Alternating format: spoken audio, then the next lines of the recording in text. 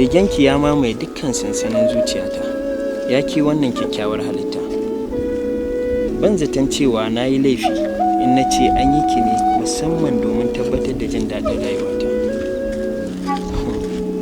Yes, I believe you are meant for me and only me, Seluba. Even death cannot separate me from you. If any bad utterances I utter, forgive me, my lord. My love, I'm lost of faith to say.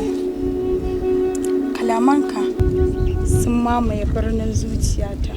Annurinka ya kasance kamar hasken taurari da wata ɗan daren 12 a sararin samaniya. My heart was conquered by you, Abdullah.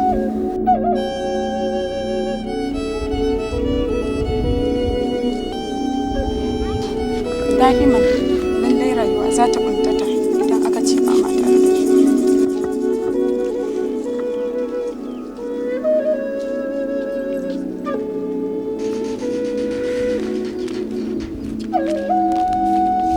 Seluba, wai me isa ba ke jin magana ne ke a rayuwar ki ta duniya ne? So nawa zan gaya miki kike wani dan iskan yaron mara mutunci. Wuce gida. Da'iman ko? Za ki ga da'iman. Kai kuma na juyo gare ka mara mutunci. Ka nemi kuma ka tun dare bai yi maka ba. Ni ba uwarka bace. Saboda ka kiyaye ni. Tunda na lura kai ma kunnan kashin gare ka baka jin magana. To na rantse da Allah da Annabi zaka ga irin mummunan matakin da zan dauka akan ka. Ba dai kai baka jin magana ba? Kuma kana magana da'ima ko zaka tabbata cikin da'ima.